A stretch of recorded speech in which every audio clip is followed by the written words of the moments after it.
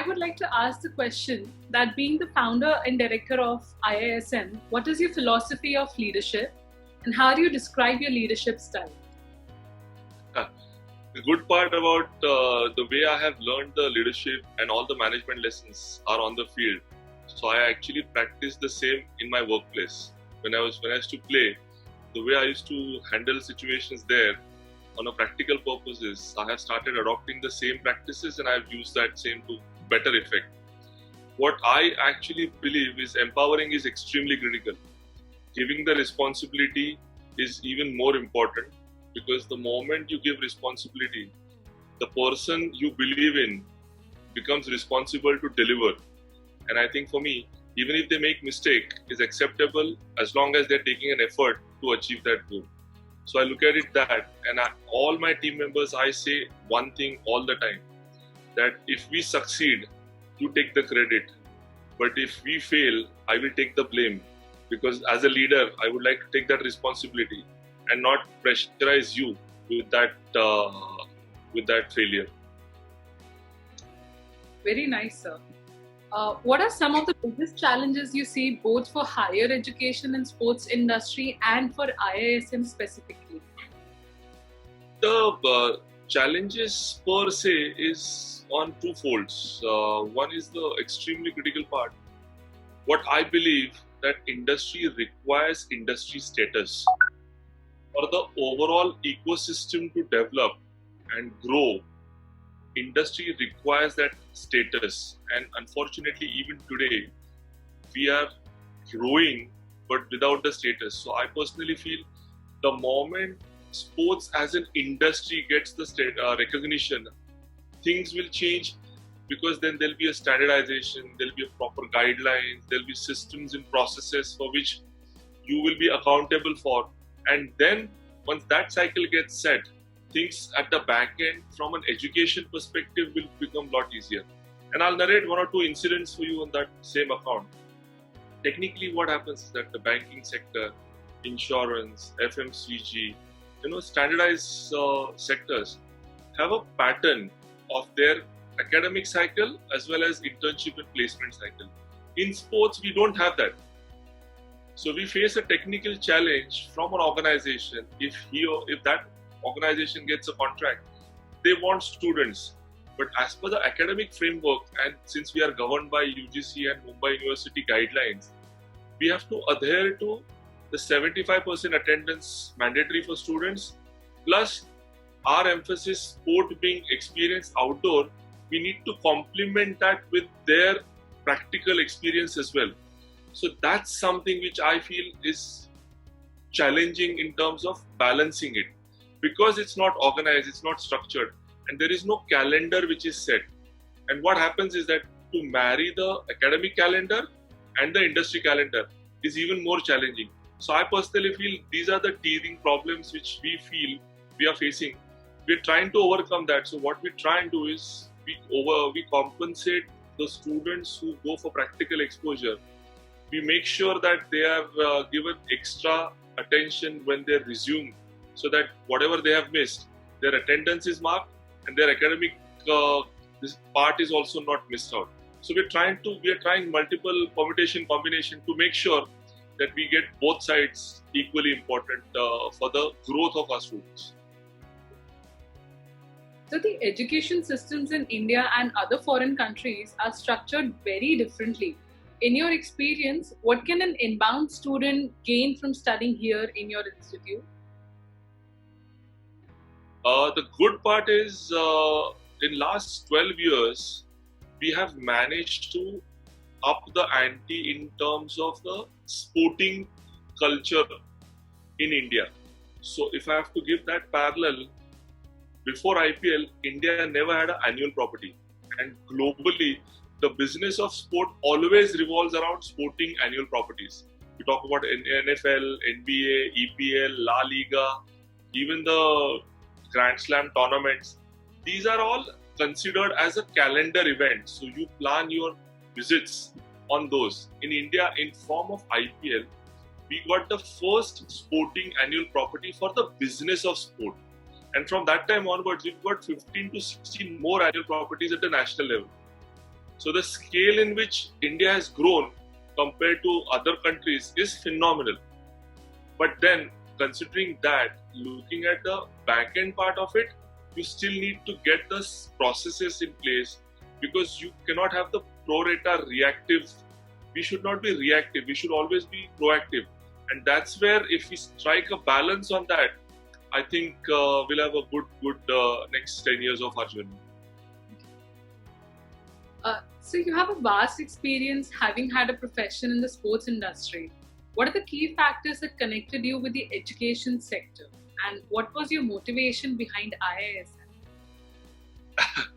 Purely by accident, to be honest with you, because when I was almost finishing my cricketing career with Mumbai Cricket, I was left with very limited options, and unfortunately I did not get an IPL contract also at that time. So that got me thinking of what should I do and where should I go. And one fine day, I was watching an IPL auction and subsequently certain results, and me and my wife were discussing, and I came to know that a contract to manage the IPL was awarded to a UK-based company.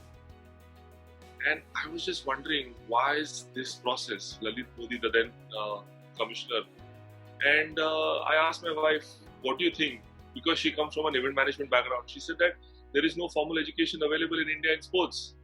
And actually that was our trigger point to start thinking about formalizing a sports education space in India. And that's how we've actually introduced IISM. The good part is because that was an annual property, the business of sport, the way BCCI structured the overall deal was so good, along with the Sony then and now Star Sports. The way they have managed to get the financial model in place was a good example for us to work on and start thinking that we should invest into formalizing the sports education space. The good part from my perspective is the way I have learned all these things is always from what I have managed to do it on the field, right? From leadership, team building, critical thinking, risk assessment, all these which are good management book jargons, I have actually learned that on the field, and then I have learned to apply that into my workplace. So for me, the transition was a lot easier when I made up my mind, and that is how we actually conceived a thought of introducing IISM.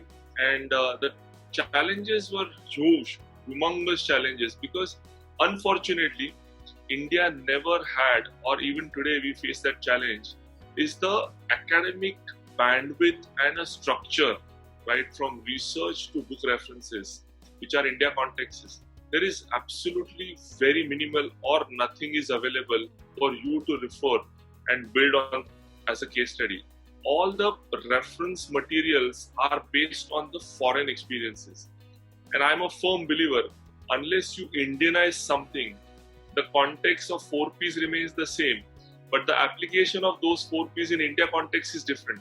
Unless you are equipped with that thought, you will never be able to perform and step up in the industry. And that's what we practice at our place to make sure that we equip our students to get industry ready. So when you established the institute, what was your vision for the institute? Has it evolved over time? And how far along in implementing that vision are you? Well, it took a while for us, and I always say that, I failed, and I don't have qualms in accepting that I failed multiple times. And I share that with students and every stakeholder. The reason I candidly accept is because failure is your first stepping stone to improve. And as rightly said by our ex-Honorable President Dr. APJ Abdul Kalam, he very well defined the definition of fail. His first attempt in learning, and I literally practice that in my workplace. And that's how we have evolved. We made mistakes, we bettered it. The good part, what we maintained in last 10 years is we did not repeat those mistakes. That was our conscious effort. Usually what happens is that, if you want to introduce any business, any new idea, if you have some reference points, you will refer them and make sure you eradicate those challenges and better it into your work practice. But in our case, we faced a different challenge. Because we were the first one to introduce SOAP, we found out that there is no benchmark for us to think about refer. So we started experimenting, exploring, and then learning. And that's how we evolved. Fortunately, in last 10 years of our journey, first 4 years we only had a postgraduate program, one autonomous program, which we had a tie-up with Griffith University of Australia for a credit point transfer. And after that, we collaborated with Mumbai University and we introduced the first bachelor's and master's degree in sports management with Mumbai University. So the degree is awarded by Mumbai University and we do the delivery for them. And that's how we collaborated, and I'm grateful to Mumbai University for considering our request, because as a university, it was very good on their part to accept our request and consider this kind of a collaboration, industry and an academic collaboration, which allowed us as well as them to grow in the sports education space. And that's how we've managed to grow in these 10 years. And as you asked about the next 10 years plan, I personally feel that Government of India, Sports Authority of India, NIS, they all are taking great effort. And for me, that's an absolute encouraging side for the sports industry to grow and get established.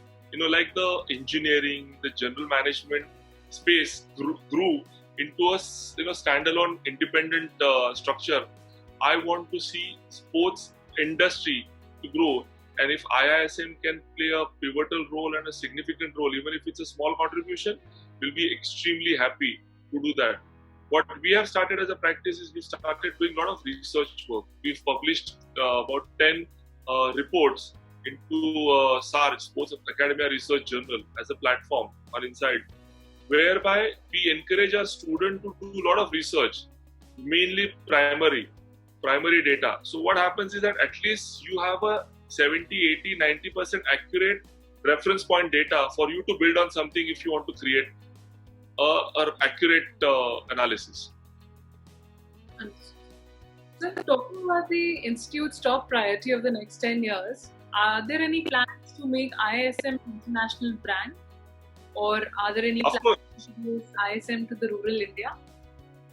Well, we definitely have plans for expansion, and we are already in talks of those expansions, and it will be shared the moment the formalization happens. It will be shared for everyone to experience and enroll as well. But the good part is it took us 10 years to take that decision, purely because we wanted industry to grow at a certain stage before we also could jump into expansion and make sure we don't believe in the franchise model. But if we have to do that, we want to do that ourselves and expand it in the right manner. So, can you shed some light about your roles and responsibilities towards the institute and the students? Well, I have defined my role, as I said first up as well, that I will empower you, you go and do that job. I am there to handle any crisis. I am there to handle and support and give you any guidance. The good part is that my role, what I have defined is from a back end, from a macro level, I make sure that every department is functioning smoothly. So weekly meeting, assessments. I do not directly engage with students only because I have a team of people who do that on the front end. But almost every day I go to the office and I see a lot of students. I casually have an interaction, understand their problems, and try and give them my experience as a perspective for their understanding. Because a lot of time I come to know that students get anxious and excited that they aspire to achieve this stage faster than what they should gradually do. So sometimes with my experience, I share those parts with them. And not only the team, but even the students, if they have a query, they know that they can always, through the system what we have created, always reach out to me, and I make it a point that I attend and understand their queries. So there are a lot of developments happening all around the world to encourage the involvement and contribution of women in respective industries. How do you think IISM activities are aligned to encourage this particular section of our society? Well, interestingly enough, in last 3 to 4 years of our journey, we have seen the increase of girl and women taking this particular step of enrolling themselves and trying to make a career and be the real heroes.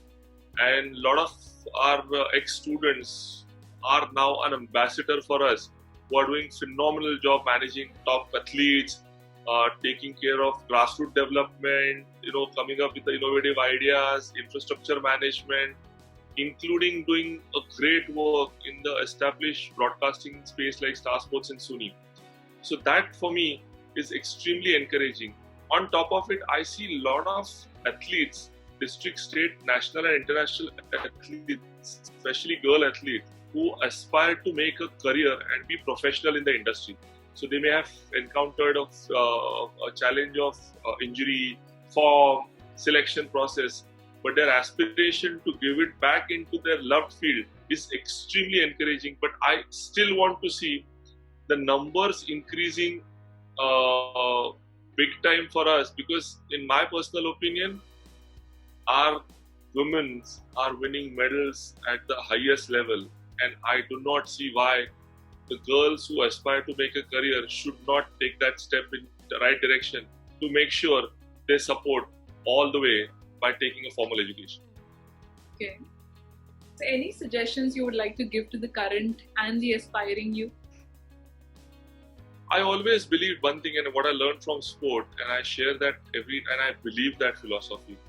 If you know your strength, that's your asset. But if you know your weakness, that's your strength. Because nobody is perfect in this world. But if you analyze and do your SWOT analysis about your strengths and weaknesses, you will always be on the right side of the decisions when you take, because you will be analytical about your strengths and weaknesses. And the decision you take will be in the interest of yours as well as your organization. So your message is very insightful, sir. I'm sure our viewers would be really happy to see this interview of yours. And thank you so much for your time. Thank you so much for giving us this wonderful message and sharing your insights on the sports education industry. Thank you so much. Thank you, and always a pleasure to interact with future sports managers of India. And we embrace you and we welcome you to be the differentiator for the sports industry in India. That's great, sir. Thank you. Thank you.